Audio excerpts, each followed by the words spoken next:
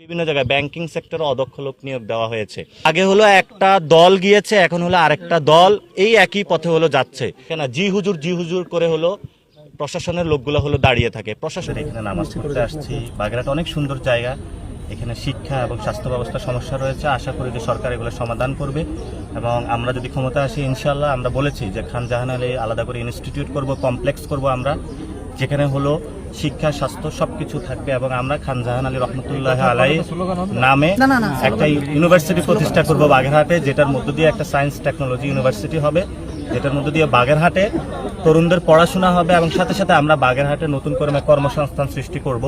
আজকে আমাদের পুরো বাংলাদেশের প্রতি যেটা আহ্বান, আমাদের একটা জায়গা ছিল যে আমরা বলেছিলাম রিফর্ম অ্যাসেম্বলি করতে হবে, অর্থাৎ সংস্কারটা বাস্তবায়ন করার জন্য। সরকার হলো এদিকে না হেঁটে সংশোধন প্রক্রিয়ার দিকে হেঁটেছে এবং আমরা 11 দলীয় জোট পুরো বাংলাদেশে হলো 10টা জায়গায় হলো বড় প্রোগ্রাম নিয়েছি। প্রত্যেকটা বিভাগে আমরা 1 লক্ষ লোক 1.5 লক্ষ লোক উপস্থিত হচ্ছে, আমরা প্রোগ্রাম করতেছি।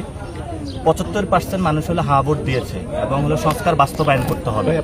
যদি বিএনপি সরকার এই সংস্কার বাস্তবায়ন করতে না পারে তাহলে দেশটা আরেকটা ফেসিবাদী কাঠামোর মধ্যেই থেকে যাবে এবং বিএনপি সরকারের এলে এই সংস্কার ইস্যুতেই পতনটা হবে বাংলাদেশে, যদি তারা সংস্কার বাস্তবায়ন না করে।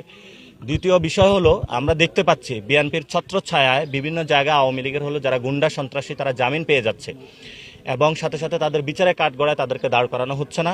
আমরা সরকারের কাছে আহ্বান জানাবো এবং বাংলাদেশের মানুষের কাছে যে আওয়ামী লীগের প্রশ্নে কোনো ছাড় নয়, যারা আমাদের ভাইদেরকে খুন করেছে তাদেরকে অবশ্যই বিচার কাঠামোর মধ্যে নিয়ে আসতে হবে এবং জুলাই অভ্যুত্থানের যে আকাঙ্ক্ষা নতুন একটি বাংলাদেশ গঠন করব, আপনাদের বাচ্চারা ভালো চিকিৎসা পাবে, আপনার মা বাপ ভালো চিকিৎসা পাবে, আপনার সন্তানরা ভালো পড়াশোনা করবে, এই জায়গাটা কিন্তু আমরা পূরণ করতে পারি নাই।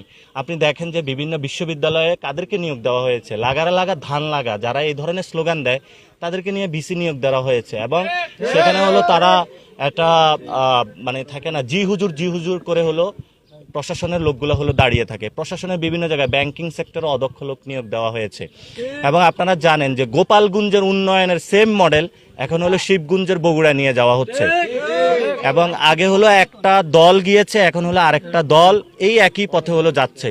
তা আমাদের বাংলাদেশের ইতিহাসটা ওনারা করে নিয়েছে গোপালগঞ্জ টু শিবগঞ্জ বা বগুড়া। তো গোপালগঞ্জ এবং এই যে বগুড়ার মডেল, এটা যদি বাংলাদেশে বাস্তবায়ন হয়, যে বৈষম্যের বিরুদ্ধে ছাত্র জনতা মাঠে নেমে এসেছিল সেই যে আকাঙ্ক্ষা, এটা কিন্তু অধরা থেকে যাবে।